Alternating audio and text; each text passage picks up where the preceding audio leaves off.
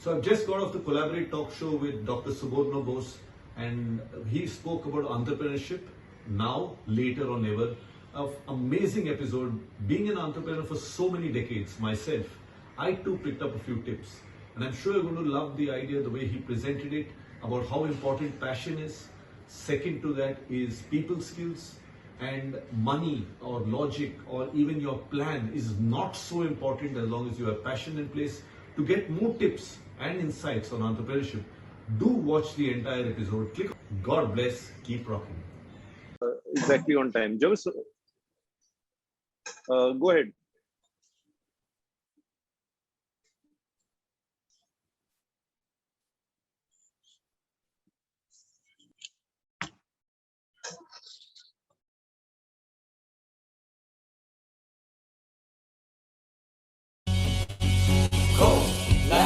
CoLaBoRate, CoLaBoRate, CoLaBoRate, CoLaBoRate. Let's learn the way we'll do it. Let's learn to collaborate. Let's be the change and make the change. Liberate people, companies, employment your way. Let's collaborate. Let's collaborate. Let's collaborate. Let's collaborate. Alpha. He's a leader, big, bright, and fast. Beta. They support in every daunting task. Delta. They pigeon scout and warning and hunting. Omega. They look out for the next in line. We're running my company and building up my brand. Fix all these getting squares. Then focus on the task at hand. So now my jungle's open to the rules among you. Opportunities to gain. Let's learn, grow, hunt, and play. I can work from dawn to dusk easily. Bow, but I do my work so professionally. Bow, I run work, but I want it my way. I'm a liberated associate on the techno highway.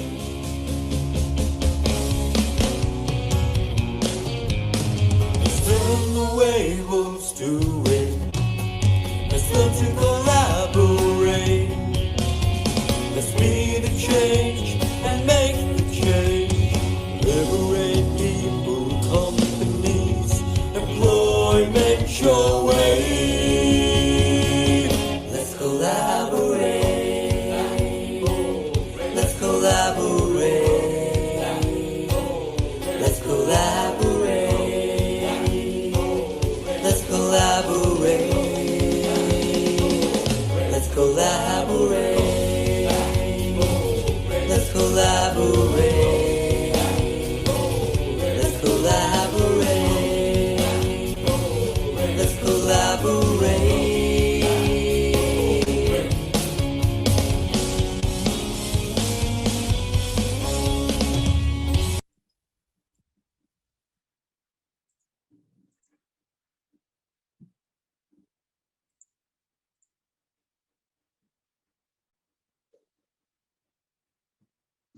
Good evening. So welcome to another episode of the CoLaBoRate Talk Show. And with me is Dr. Bose, who I will introduce shortly.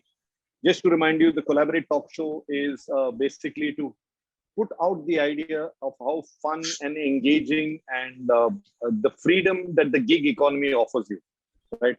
So we've been exploring the gig economy for some time now with the CoLaBoRate app being launched somewhere in November. December was the actual launch. And we've had some traction, and it's been a great journey so far. Especially for me, the journey has been great because I've started hosting this CoLaBoRate Talk Show in which I get to meet eminent personalities, interview them, learn from them, and share that knowledge with all of you. So today we've got Dr. Suborno Bose, and he's a brilliant chartered accountant with over 30 years of entrepreneurial experience in India and abroad. founder and chief mentor of the IndiSmart Group. Dr. Suborno Bose launched management schools called Institute of Advanced Management in 1989. He founded International Institute of Hotel Management, IIHM, in 94, which is today regarded as one of the key leaders in the field of international hospitality management education in India.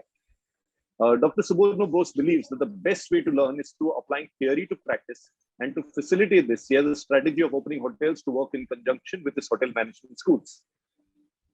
He is in the country's best-known hospitality educator, with the presence of his institutes in major brands like IIHM and IIM hotel schools, which are at Kolkata, Delhi, Goa, Bangkok, Bangalore, Guwahati, Ahmedabad, Jaipur, Hyderabad, and Pune. The IndiSmart Group also owns 2 luxury hotels. The IndiSmart Group, under the leadership of Dr. Suborno Bose, has ventured into an ambitious project with the National Skills Development Corporation by the Government of India, with the object of providing vocational training and a vision of training 180,000 students in the next 10 years. Dr. Bose has been conferred the Honorary Doctorate of Business Administration by Edinburgh Napier University, UK, and the Honorary Award of Doctorate of Science by the University of West London, UK, at London. Dr. Bose has also been the recipient of the Asia Pacific's most prestigious award, the Outstanding Entrepreneurship Award. He is currently the chairman of Education Committee of the BCCI. He has also served as a member of Education, Tourism, Hospitality Committees of various Chamber of Commerce and Industry, including CII, FHRAI, HRAE, ICC, as well as other government authorities in telecom and railways in India. Regularly invited to speak at prestigious seminars and conferences, and has been facilitated with the Lifetime Achievement Award by Welcome Skills UK, as well as a host of other prestigious awards and accolades. It's the same thrill that he gets perhaps from flying his 2-seater microlight flight at Bangalore. His philosophy to dare to do has definitely served as an excellent guide, as well as a compelling and powerful role model to young students and future entrepreneurs. Dr. Bose has pioneered the Young Chef Olympiad in 2015, and in 2019 had over 55 countries participating in what has been billed as the world's biggest young chef competition in the history. Dr. Bose has also pioneered the IIHM Young Chef India Schools, a culinary competition organized by the International Institute of Hotel Management, Kolkata, ever since 2011. With the support from the Ministry of Tourism, Government of India, it aims at spotting budding talent at the high school level. Dr. Bose is the CEO and convener of the prestigious International Hospitality Council, London, as well as the managing trustee of the International Hospitality Council, Delhi. Dr. Bose has been instrumental in creating International Hospitality Day, which is celebrated every year on 24th April to celebrate, promote, and educate hospitality. On the glorious occasion of International Hospitality Day, Dr. Bose has been recently conferred the Hall of Fame Award to Mr. Ratan Tata, Chairman of the Tata Groups, for his immense contribution to the field of hospitality. Dr. Bose, welcome, and it's indeed a great privilege and honor to have you on our show. Good afternoon, and thank you so much for the lovely introduction. Always a pleasure to be in the CoLaBoRate and be with the people who have been creating this excellent platform called CoLaBoRate. Very happy to be here. Thank you, sir. Sir, just to start off, because throughout your profile there is entrepreneurship, enterprising. So when did you start your business? As in, at what age were you when you started your business? And one thing that I'm really curious to know is, why did you decide to get into business? Yes. Yeah, I don't know where to start. So let's start like this. So basically, I did my college with St. Xavier's College, Calcutta. And of course, we did CA together. And during those days, you can do the CA and college together. And I think I became CA pretty young. I think I was 22 half or so when I became a CA. And I actually wanted to work for myself, work to do something for myself or business. I never really wanted to work as a chartered accountant in a company, although my friends all got a job. I just was looking to do something in practice, so which I did. So it all started with a small CA practice, which actually was in a way a very big flop, because I could never I could never really become a successful CA practitioner because at 22 and a half and 23, especially on those days, especially in a place like Kolkata, nobody gives you a job to do. And even if they gives you a job, they pay you nothing.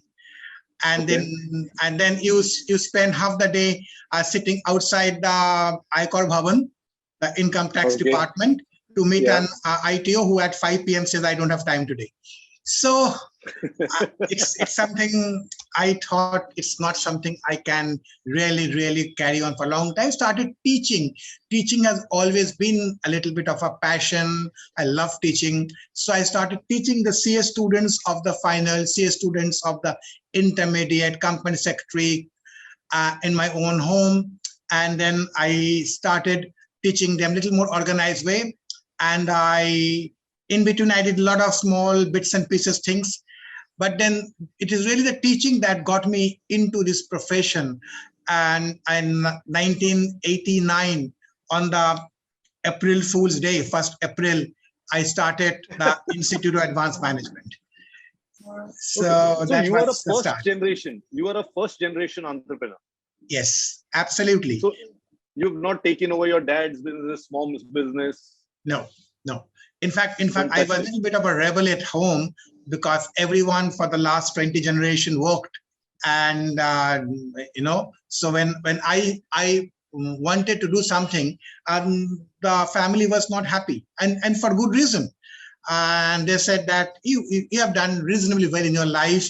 You have passed CA when you are pretty young, when people takes, 10 years to pass at that time and saying, and what you are doing nothing. You are teaching some guys some private tuitions at that time. So when I started IIHM, it gave me a little more credibility. It gives me an organization, a platform. And I think that's the start point. And that's where I started hospitality management. Okay. So what made you started teaching and then you decided to start the institute, or you always had a plan to start the institute and then you started teaching at the CA? Yes, you're right. So when I started teaching, basically, as I said, I used to do a lot of work, lot of bits and pieces. One of the things which I did, I started Calcutta's first teachers bureau.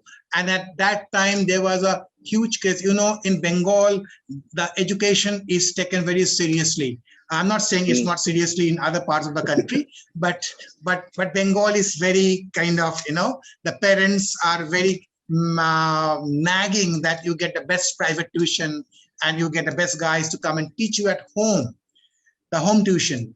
So I thought, I saw one of these paper ads in Times of India, Mumbai, which I picked up in one of the Sunday. Used to be, remember that Sunday Times, that fat Sunday time of 40 pages, remember, good old days. And I used to take that every Sunday. I used to buy that actually. And I saw something like a teacher's bureau in Mumbai. So I cheated the idea, if you like. I took the idea and introduced the first ever teacher's bureau in Calcutta. And it was very successful. It was very successful. So you're saying it was successful, but I'm sure at the start, there would have been some hiccups. So how was the start, if you can remember the start? Everything was a hiccup. I mean, every small step was a hiccup. I mean, right from, we gave an advertisement, but we didn't give money to pay the advertising agency. So for a couple of days, actually, I was hiding in my friend's house because this agency was after me. So we took our building and our first check bounced. Of course, we paid the second check. Fortunately, at that time, there was the rules were a little more, softer. But yeah, there were hiccups there. But you know what happened? There was a lot of passion and there was a lot of determination to do it. So when I started the hotel management program, it was also a little bit by default. I mean, I got a call from a lady from Surrey near London. They want to open one institute or collaboration in India. So the couple of mails I ignored, but then ultimately I took seriously, and so that they was the approached start. you. They approached me. They approached me. How did they hear about you? Never know. I don't know. Okay. 30 years from now, I never know, because I never had the courage to ask the lady. Maybe then she will say, well, you are a wrong person, possibly. So I never asked her. Okay. And so when you started this institute, it was in collaboration with this UK institute in Surrey? Yes. It was in collaboration. It was called Confederation of Tourism, Hotel and Catering Management, CTHCM. And it was, of course, not a very big, but it was a very, very solid institution. So I went to the one second. Can you define what is not very big? What do you mean by not big in terms of it was not like a university. It was not like a big university. It was a college. So it was not how big? How many square feet? Just to get an idea. No, I mean my office or their institute in London. Institute. Oh, their institute in London. No, what about the one in Kolkata? Mine was only two room in a place in South Calcutta. When I started, only 2 room, 2 classrooms. That's it. 2 rooms and my office, one small office. Impressive. But the best thing happened, I think the best thing happened, the sparkle in the eyes, Dominic, when I went to the British Council and I asked there is a college like this, they want to work with me. I wanted to check whether they are genuine or authentic or they're, because I have no idea. So they said, okay, no problem. You go to that last corner and somebody is going to bring you a book. And believe me, they bought a book maybe 2 times or 3 times of a dictionary, this fact. And I have to find out, but Lee and behold, I found a name and the address and the telephone number, which means it is a genuine institution under the British government. And that brought a lot of, relief to me that this is a genuine and a good institution. The ranking was pretty good. It was 3-star. And so there we go. We started like that. We got 13 students, and then I shifted myself to Salt Lake area of Calcutta, and we got into around 50 students. And then in 1994, I started IIHM, first institute to get an AICT approval, and the rest is history. Yeah, but I'm more interested in how that history was created, because you really have created history with IIHM. I'm particularly interested in the hospitality segment. So the IIHM that you first started off, so you already had the backing of a management institute before that. So I'm guessing it would have been easier. Or was it easier? Yes. Was it more difficult? How was it? No, when I started IAM, that was the management institute, which still exists. It still is a hospitality institute. And it was having courses in management, public relation, marketing, business communication. And of course, we are also doing a lot of tuitions for the CS student, just like you get these days, Akash and other. At that time, we were possibly the only institution who was doing and coaching classes for the CS student. But once I got this opportunity to do the hospitality, I shifted my base from that 2 room to a 3-story building in Salt Lake. At that time, Salt Lake was just up and coming, about 28 years back, about 30 years back, actually. And we got a house, nice house, which I still own. And it was a very reasonably, the rental was quite reasonable. And we shifted our hospitality business there. And that actually was the turning point of my career in hospitality education. Okay. So now coming to the theme of this program, entrepreneurship now, later or never. Yes. So yes. If let's say some kids come up, you ever tell them that they must get into entrepreneurship? You say, no, some of you are made for it, some of you are not made for it. How do you judge if a person is made for it? What is the one skill? So just, want to pick your brains on that one. Yeah, I think I tell all the students that you should have some degree of entrepreneurship. I mean, even if you are working for somebody, you need that entrepreneurial skill or that entrepreneurial zeal. I mean, it's not that you have to always work for yourself, but I think entrepreneurship is something which is hugely passion driven, because skills can be soft skill, can be hard skill, but I think in between you have got the emotional skills in between the hard skill and the soft skill. We differentiate. So this EQ, I think, is the DNA of entrepreneurship.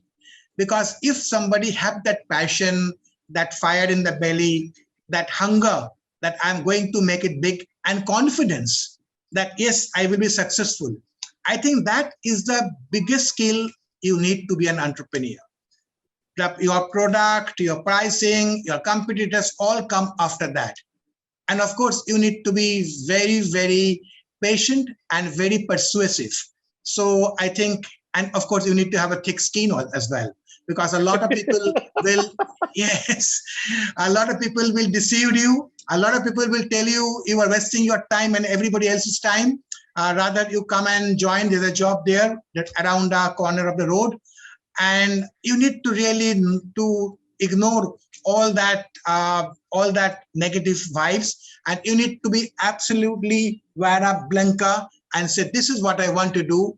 I'm passionate about it. I believe I can do that. It may take me some more time. I have not yet passed that test, but I will.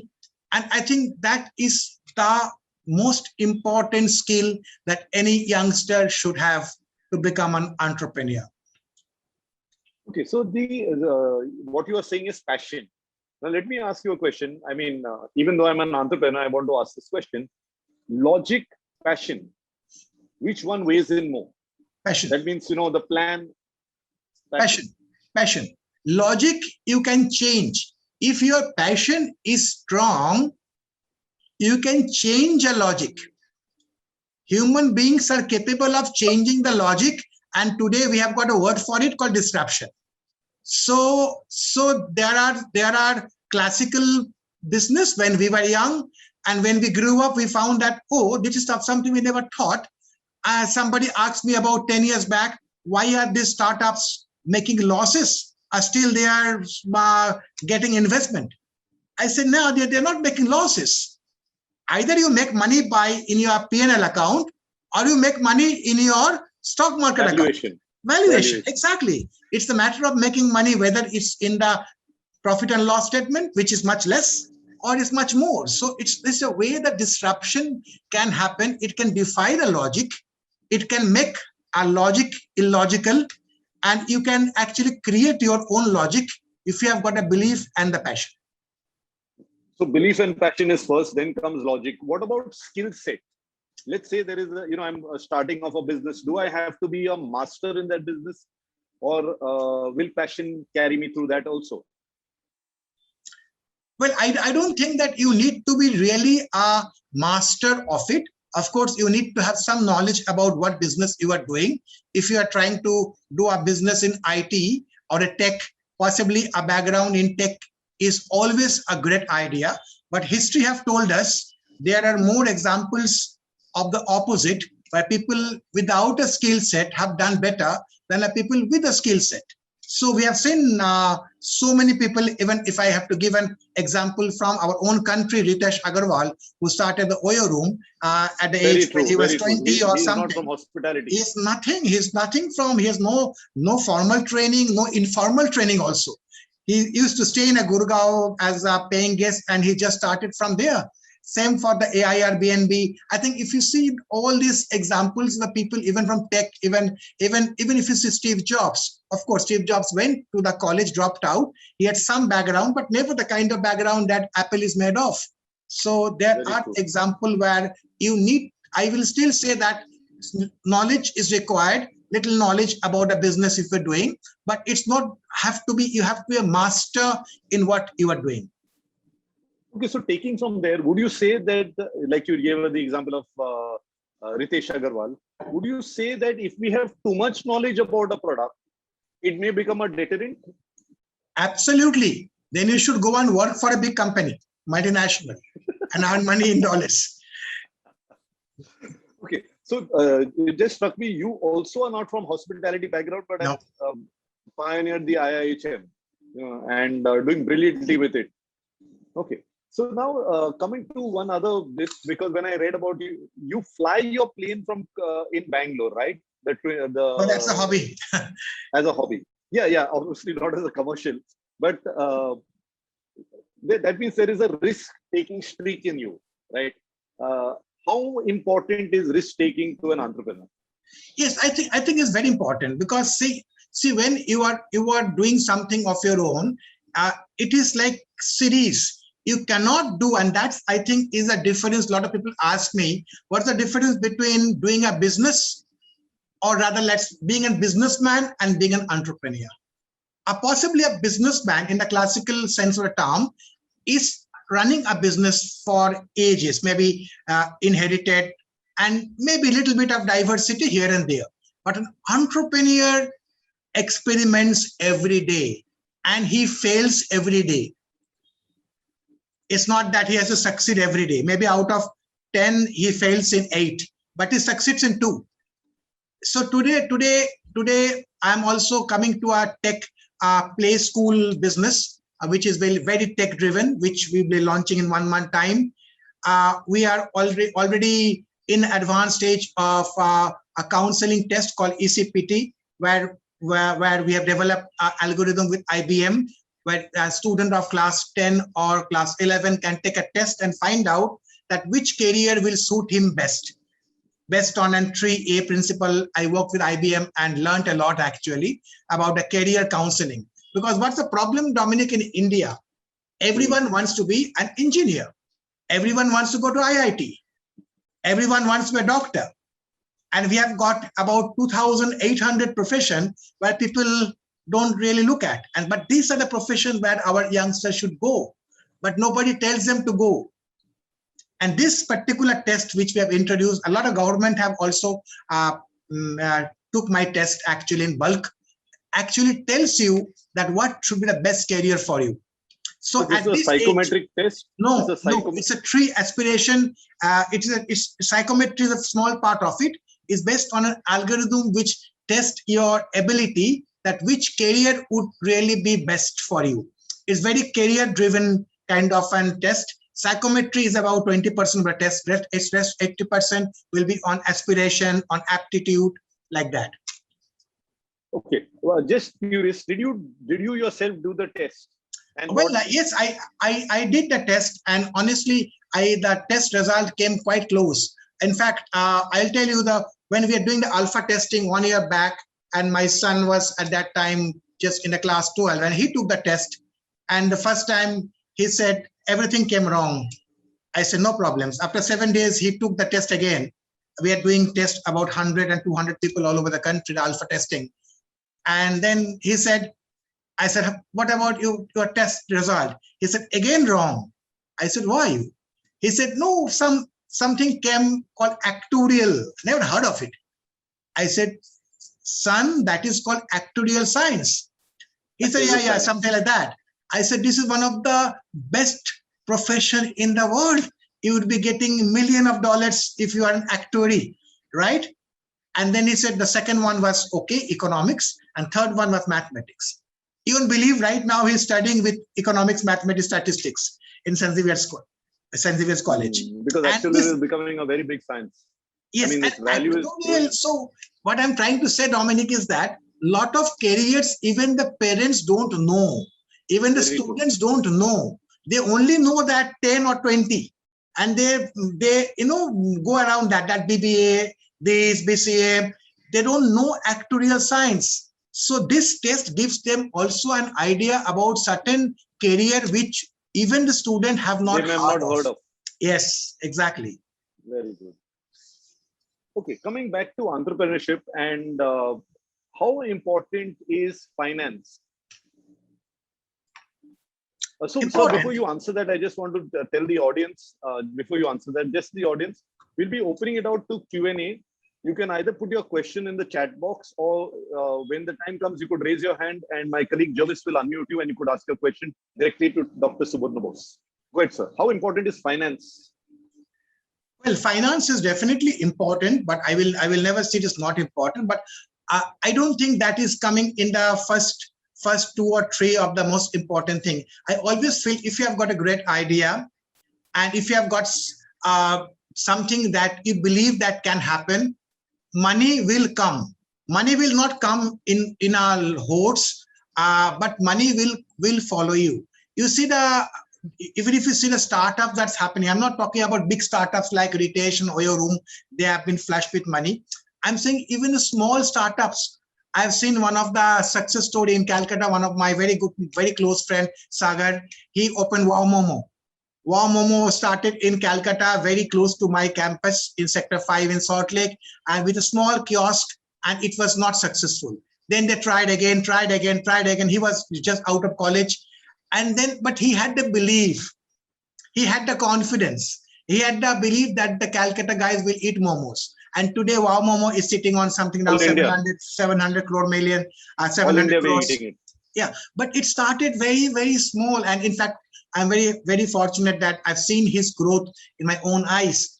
But then first 2-3 years, Sagar was absolutely, running from pillar to post, but he never lost sight of the focus. He never lost the focus that I need to be. Very important. So I think that finance is important, but it's not so important that it should kill a dream of an entrepreneur. If somebody have great idea, they can come to people like us. I have got a fund called Sahas Fund, which is an entrepreneurial fund for hospitality, and more than happy to listen to great ideas. So this Sahas Fund is for anybody in hospitality with a great idea?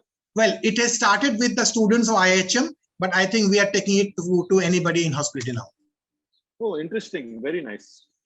Okay, so I've got a hand up from Hitesh Chawla. Jarvis, would you unmute him and we'll get his question in?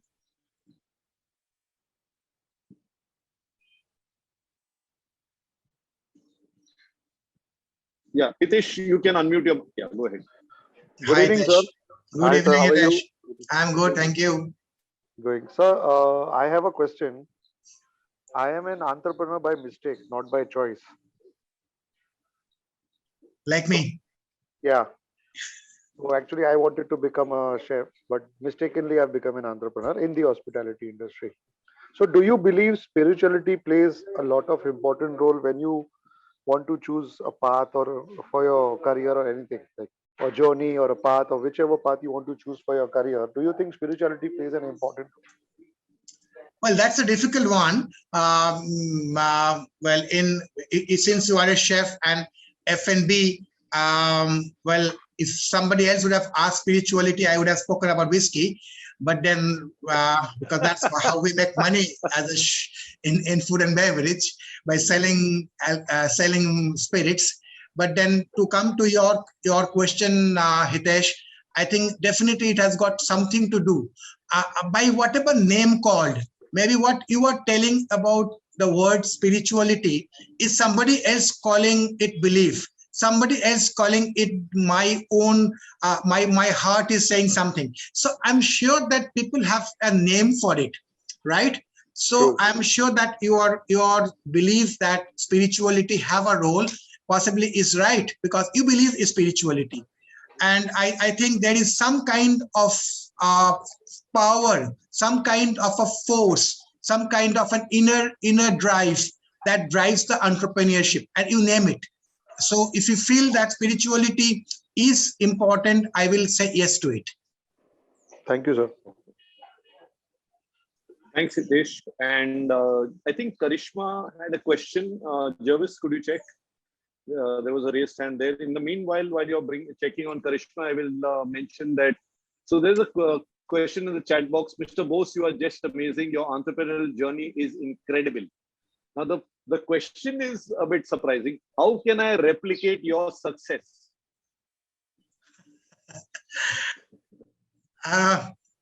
Read my book, Art of Hospitality. Sorry, your book? Read my book. Read my book, The Art of Hospitality. Art of Hospitality. Yes. Okay, so Jarvis, if you can locate the person, we'll give this person a book on Art of Hospitality. I can gift her. CoLaBoRate.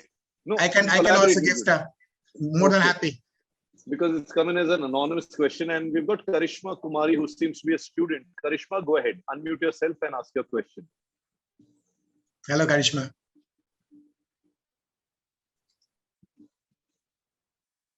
Okay, either there's a problem with the audio there, or So I'll go on to the next question while we Yeah, note that down. yeah, sure. How important is a stable family life for professional success?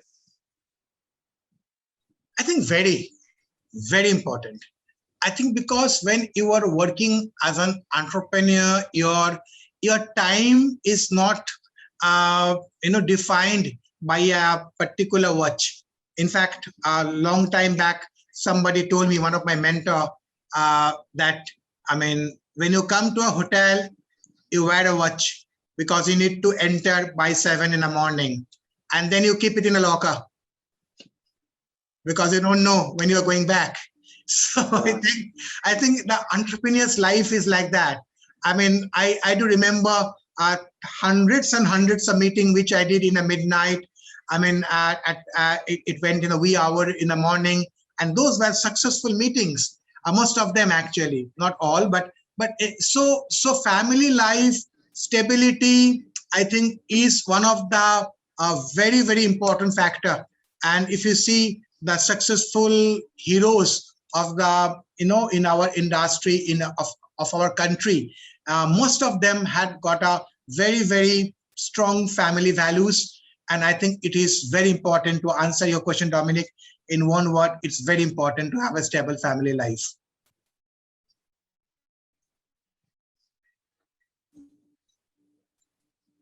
Okay, this question is with the help of the gig concept.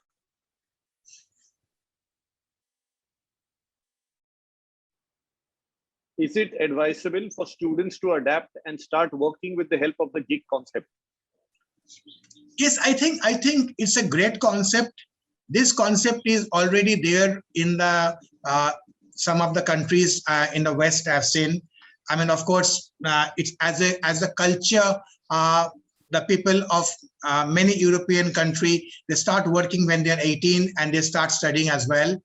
I think this culture should also come to our country, and I think the gig concept, as you guys are doing, is excellent. In fact, we are having in most of our campuses seminars and workshop by CoLaBoRate, where we are encouraging our students to work as they are studying, because that gives them, of course, a great experience hands-on, that exposes them to the real world of hospitality and real world of the industry. And they also gives them some extra pocket money, which possibly they may or may not need, but definitely more than the money, I think it is a huge exposure of going to the industry, working in the industry, coming back late, having a big day, a long day. All this helps a lot in making somebody's character complete, more especially from the hospitality industry and the food industry. So I think gig is a great concept. We'll catch up more as we go along, and I think it's something that we need in India now, under the circumstances that we are going now, even more relevant. Thank you, sir. This is from Charuta Gajbia. In fact, she is a principal in Nagpur of a college. So where does people handling skills stand in entrepreneurship development? Can you just repeat, Dominic? Sorry about it. Where does people handling skills come in when it comes to entrepreneurship? I think it comes because when you are teaching skill, I think that's what she's asking, because not teaching, entrepreneurship. So when you they're teaching entrepreneurship, right? No. So how much is people handling skills important as an entrepreneurship? Oh, okay. As an entrepreneur. Well, let me say that the biggest P in any entrepreneur's life after passion is people. Because it's all about people. It's all about people that are with you, in front of you, on the back of you, on left, on right, whether they are your associate, whether they are your employees, whether they are your clients, your customer. Everybody is important, and people skill is possibly the most important. I tell this to all our students, that it doesn't matter whether your knowledge level is little up and down. Even if it's down, it doesn't matter. But a people skill is actually makes all the difference.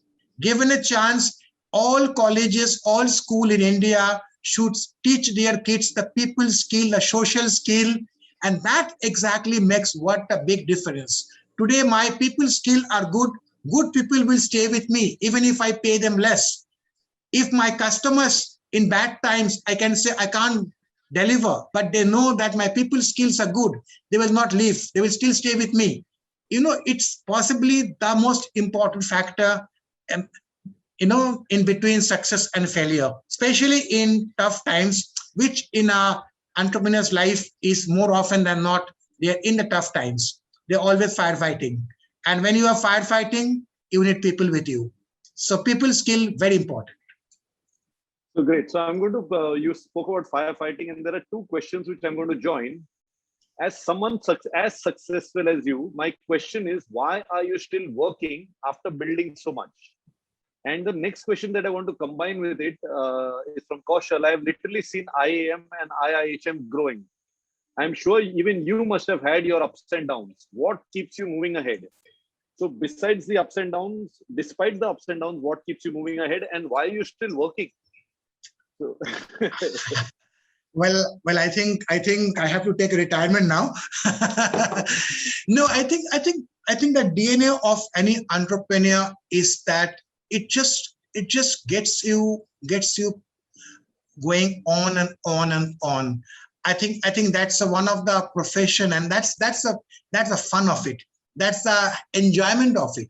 When we work, we never complain. If I have got an 18-hour day, I never come and say, oh my God, I worked today 18 hours. I never say.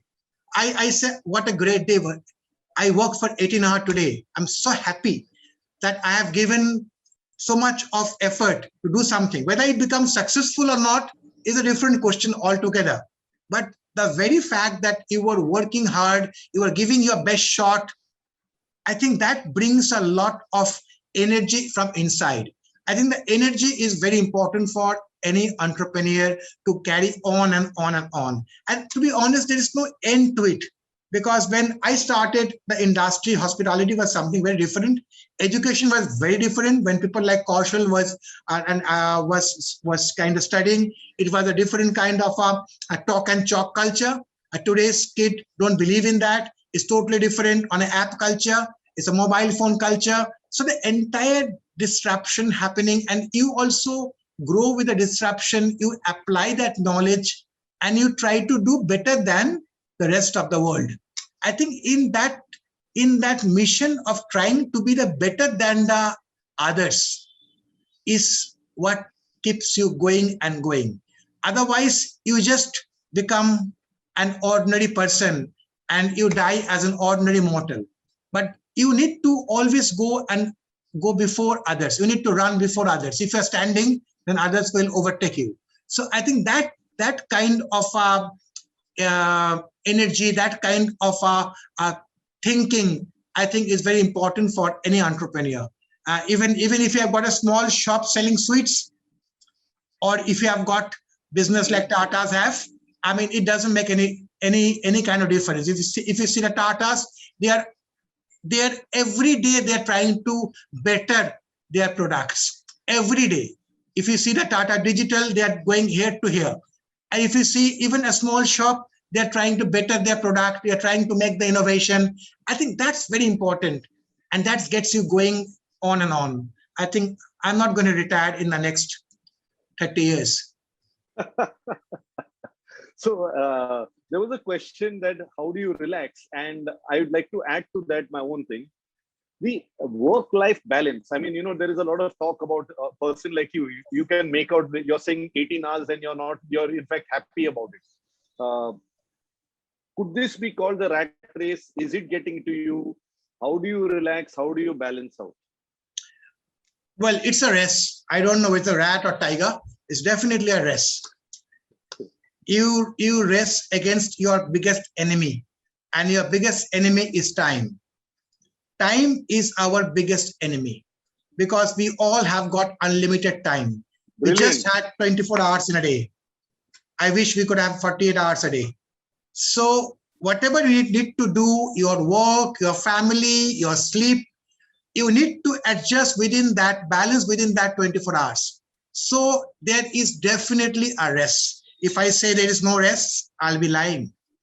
But how you manage that rest is important, because we as entrepreneurs see ourselves as a marathon runner, not as a 100-meter, that you run a race of 100-meter and come back as number 2 or number 3. We are like a marathon. It has to go on and on. So we need to balance our life.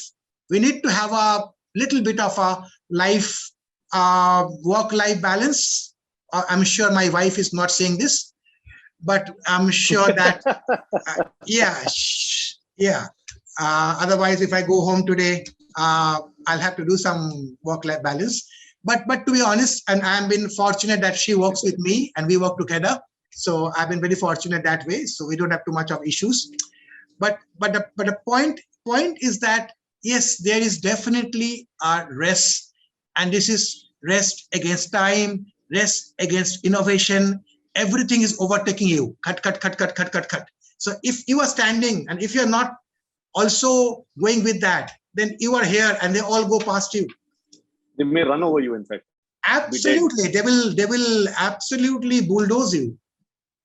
So now another question, and this is my own question. I'm not taking it. Sure. There are a lot of questions in the chat box, but you see, you've spoken about the old days, right? And you have a lot of people who say the old days were better. And there are people who say the technology has changed things and it's no fun anymore. But I don't see that attitude coming out of you.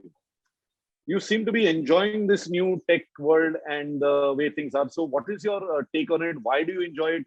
Don't you think the older ways were better? See, we live in the present and we live in the future. We don't live in the past. So this is very simple.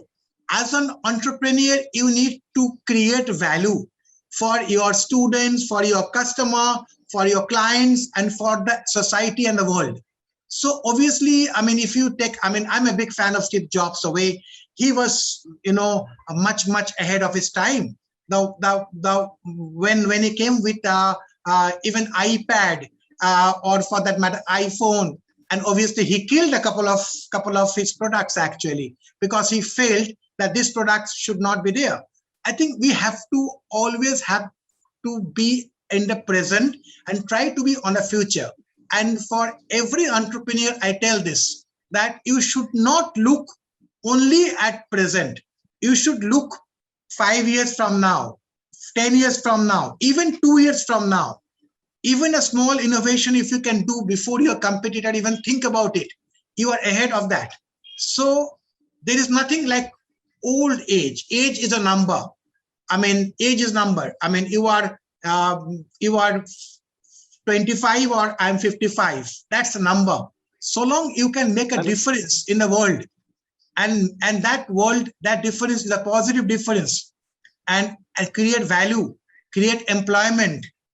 I think that is what we have been asked to do by God, and we should carry on doing that. So that also answers the spiritual question that had come up earlier from Hitesh. Yes. Okay, so sir, do you have a mentor? This is a question that's come up. You mentioned a mentor. Who is your mentor? Well, since I come from a very standalone kind of a background, you know what? When I started, it was all about me, because I almost came out of that, almost came against the family wish, and then took the things in my way. And that was a big advantage. I was actually not that fortunate to get a mentor when I was young, when I possibly needed it. But I must tell it to all the budding entrepreneur that everyone should have a mentor, because it's such a great thing to have a mentor, because you will save a lot of time, most importantly, and money. Like a lot of experimentation possibly will see more success than failure if you have got someone to hold hand and say, well, do this like this, do it like this, instead of experimenting 10 things and then coming to a solution. So although I didn't have a mentor per se, but I will tell all the youngsters who are on the show here and in the future that they must have a mentor who can actually guide them, mentor them, and also tell them no. It's very important, because a mentor is one person who can tell you no. The most important thing in life, a lot of people don't know how to say no, or they are very shy to say no, or they try to be diplomatic to say no. But a mentor can say no on your face, and that I think is very important. So mentorship is very important for the young entrepreneur. We do a lot of mentorship in Thai and other places that we work for. Great. So another question for you: what advice would you give to today's generation who are just passing out of college and are apprehensive in joining the industry since the pandemic has affected the industry so badly? I think they have to be patient. The important thing right now for the entire world is health. If we don't have the health, then entrepreneurship, business, jobs, hospitality, manufacturing, nothing will exist. We have to understand that. The world have to survive. As we say that if the world don't survive, then all these things which we are talking are of no relevance. So today, as we are going through and touch wood, going successfully as of now out of this pandemic slowly, you need to have that patience to get over this very, very difficult time. We cannot expect things that used to happen 2 years before to happen today. We are in, as we said, a new world order. I say new world disorder. We are in a new world disorder now, where everything is disordered. There's no order. So we need to also adjust our mindset. If today I'm a chef, like we met budding chef Hitesh Chawla, and I know that I don't have enough business today as an entrepreneur, it's not the end of my life. Heavens are not going to break on my head. I need to somehow manage by some delivery. Something can just get me going for the next possibly another 6 months.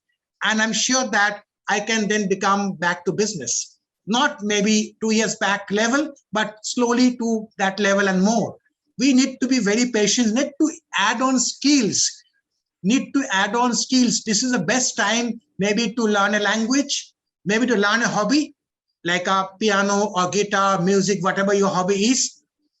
Or if you are flying an aircraft, you can do an aircraft flying course, possibly virtually. Later on, you can do actually. Or you can pick up like a course on artificial intelligence or on digital marketing, which will be very, very useful in the future. If you see that Steve Jobs' life, while he dropped out of the college, he used to be very interested in calligraphy. And he used to drop into a calligraphy class, which he was never enrolled. And that logo of Apple was the product of his calligraphy class, which is one of the marvel of that logo, that Apple logo. So he created an Apple logo from the skill he got in that calligraphy class, not in his tech class. So anything you learn, education will never, never betray you. There's one thing that will never betray you in your life is education. No one can take away your education. No one can take away your knowledge. No one can take away your passion. If you have got some knowledge, some education, then you have to make sure that you really have the belief and no one can take it away. So not today, maybe tomorrow, that course which you can do today through the internet, which is such a great thing in the world, will help a lot. So the youngster should not feel desperate, although they have got reasons, generally speaking. They have to be patient and things are getting better. In fact, even today, if I'm not wrong, one of the very big company in India had shortlisted 148 of my students. So things are getting, people are recruiting. It is not that bad now. People have to be patient. People have to really wait for this pandemic to get over. It's like a turbulence in a plane. It doesn't last more than 2 minutes or 3 minutes. After 3 minutes, you can see the blue sky again.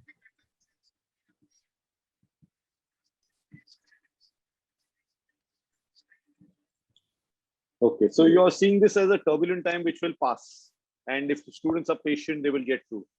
So just some Absolutely. comments that have come up, which I would like to read out. Awesome explanation, excellent explanation. Thank you for explaining the importance of people skill. Wonderful insight. Very true. Patience is the strongest weapon for the new world disorder. Siva Prasad says, wow, the only thing never betrays you is education. What an explanation. Uday says, absolutely, sir. Brilliant explained from Anshuman. Real motivation. Uday, again, good example. So we seem to be on the right track, sir. Thank you so much. Okay, so now we have one more question coming up. Is we have seen your stupendous journey of past 3 decades. How do you foresee or plan your journey for the next 2 or 3 decades? The question is 2 or 3 decades. Huh? Yes, absolutely. I think so. You cannot foresee a vision per se, but you can also foresee that the things that can come. As I was saying, like tech is going to take over a lot in this world. Technology, basically, as we can see very clearly, will be the most important part of the human life for the next maybe 100 years. So I think I can see that, and I'm very, very keen to move into technology ecosystem, technology space. Already, as I was saying, that we are moving into a preschool, tech preschool space. We are trying to move into this technology-driven counseling test space. So I'm definitely looking at very interesting things. Hospitality education will be the core and the top of my priority.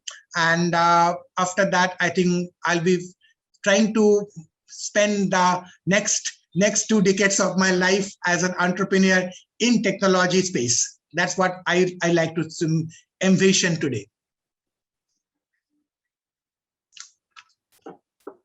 Okay, so reminding people, you can put your questions in the chat box. We've got a few minutes left, and if you would like, you could raise your hand and we'll unmute you and you could ask the question. Another one from Kaushal is, in spite of you being so busy, I see that some fun family times too. You have some fun family times too. Yes, we saw your photographs of your birthday celebration. You socialize. You are an active member of so many associations. You are so prompt on reverting to mails and messages. How do you manage all this so well? So time management question to balancing family, friends, associations. Absolutely. I mean, you need to manage your time, and I think, of course, I'm not that prompt as a lot of my friends are, but I try to get. I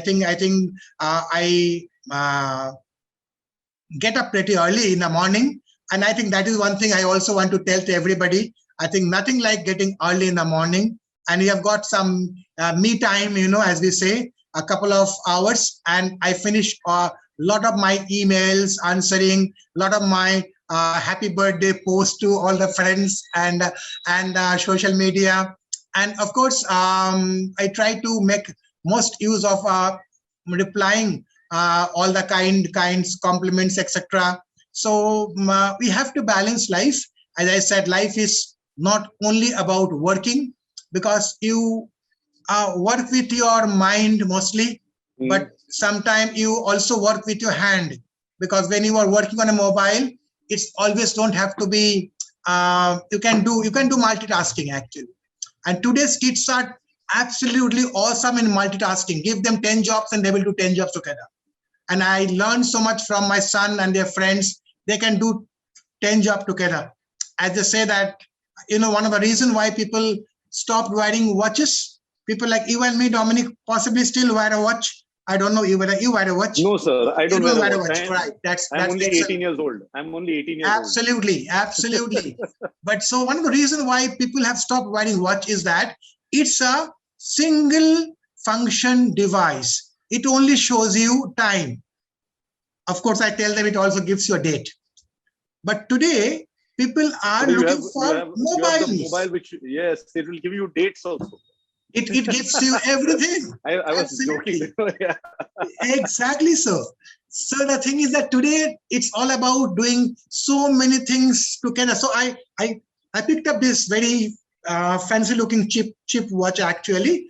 It's not an Apple watch. It's just a 4,000 rupees watch, but it gives me my fitness. It gives me my oximeter, my oxygen saturation. It gives me my blood pressure, it gives me my whatever, which I was not interested actually, but it's a multi thing.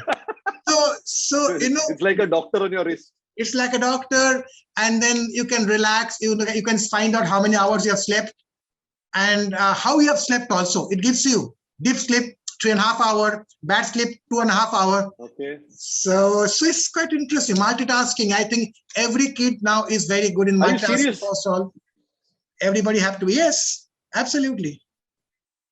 Yes. Okay, we've got a question from Siva Arja.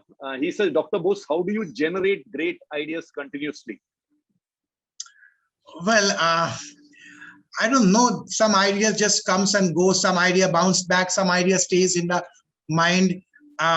Basically, I think you also need to be a little bit of a thinker.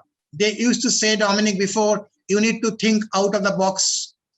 And today they say there's no box. There is no box. So in fact, I also say, don't get into the box. You're getting into the box and trying to think outside the box.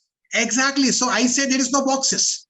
The box don't exist. You just think. Look at the sky. Look at the sky. Look at the stars. Look at the moon. So you just think most illogical thing. You can think the most idiotic thing. You can think something that people say, oh, it can't happen. And you can say, why not? The great scientific thing that mankind have done was also one day was not believed. People said that it cannot happen.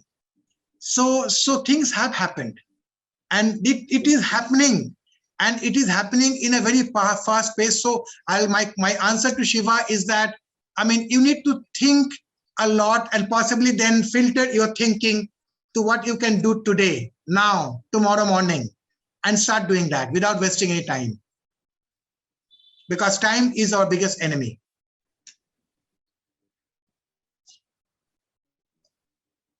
Like they used to say, do it now or maximum tomorrow morning. Yeah. Yes. Okay. So I'd like your a word of advice that you will give entrepreneurs. Let's say an entrepreneur standing before you. He's got an idea that he would like to drive. We will presume he has got passion. What would the advice be to him? And let's say he has a choice between, going off with that idea or joining a job. What would you say to him? Well, my advice would be very straightforward. If you have got an idea that you believe is going to work, that belief is important. That confidence is important. It should not be an itsy-bitsy kind of a thing. It has to be a very concrete idea. I have got an idea that I want to do this because this is required. You have to attack a problem. You have to attack a void area. There's no point in just doing Me Too, although Me Too works also. It's not that it doesn't work. But today, if there is a point where there is an idea and I can do that. Today, we do the hotel bookings. We do the hotel bookings, and there are people who are in tech who are making this a software, PMS system, booking.com, make my trip. And I always tell them that why don't you give me a choice of selecting my room? Just like I select my airline seat. When I book a flight, I book my seat on 1A. I pay $1,000 extra for that. So when I book a hotel and I want a possibly a particular room, maybe the pool side with the people on the swimming pool, I can see from my window. So why don't I get the poolside view, and I'm willing to pay a couple of thousand more for that? Why can't I book that room? And the hotel can earn more money by selling that to me when I'm booking it, rather than when I come and then they said, well, sir, you have been booked only for a standard room and all we are sold out. So I think we need to understand the problem areas and need to attack. And if you have got that solution, I think you go for it. Don't go for a job. Lovely. So your push seems to be pushing people towards entrepreneurship and doing what is inside you as a passion. So we got a message up there. Dr. Bose is forever an epitome of humility, electric energy, and passion. He has had millions around him to achieve their dreams and a true optimist. Dare to do says his motto forever. This is from Sanchari Chowdhury. And so it's been great Thank you, talking Sanchari. to you, Dr. Bose. Yeah, really great talking to you, getting to know you so much better. I mean, I've spoken to you several times, but that's why I like the CoLaBoRate Talk Show, because I get to ask very incisive, probing questions, and I get to veil them behind, this is something that I had in mind, or this is something that somebody's asked. So it's Thank you, lovely to Dominic. Thank engage you. with We had a lovely time together. Look forward to be working with CoLaBoRate, and I enjoyed as much as you did. And thanks all the people who are there in the Thank you, Zoom. sir. Yes, and we've had a really large number of people on the Zoom call, and we'll be putting it up on the YouTube. We are also live on Facebook as we speak. So great talking to you. Thanks everybody for joining us on the CoLaBoRate Talk Show. Stay with us as we get more, constantly get more and more entrepreneurs, doers, achievers, and giggers to talk to you about the session. Thank you, Chetan. Chetan Dodwar is also a senior instructor in a catering college. He says, wonderful session. Thank you both. So thank you, audience. Thank you, Dr. Bose. And God bless. Keep rocking and roaring. Let's collaborate. Bye-bye. Thank you. Namaskar from everyone from Calcutta. Thank you, sir. Thank you, sir. Thank you. Bye.